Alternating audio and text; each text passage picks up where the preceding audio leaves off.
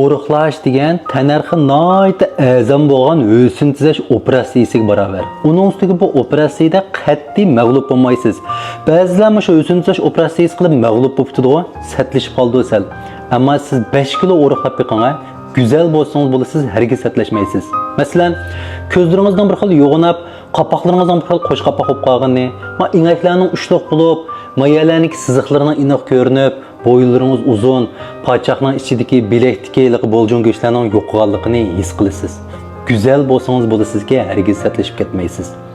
Pulingizni o'riqlash mahsulotlariga, o'riq ko'zitadigan narsalarga xarjlamay, go'shtning notsiga, mevji va sayko'ktatning nihoyatda yengillariga, oshliqlarning sifatliklariga, yaxshi maylarga xarjlab, shularni uyga akilib, nihoyatda sog'lom bo'lgan tomoqlarni yeyishga odatlanib bering.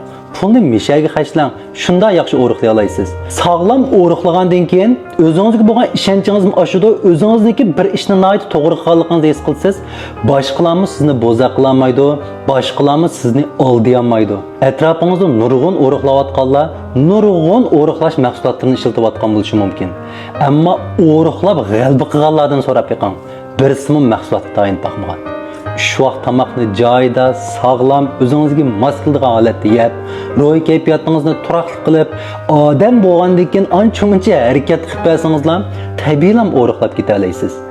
O'riqlashning haqiqiy mohiyati bizning shu mangulik go'zallik bo'lgan intilishimiz, bizning shu 10 minutlik tomoqning xo'shaligiga bo'lgan intilishimizni yengib chiqqan vaqtda anandan keyin o'riqlay olamiz.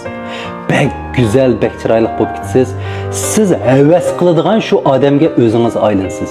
Bu yozim o'tib ketmasa, bir g'ayrat qo'ytayli bo'lamdi. Bir g'ayrat qo'ytang.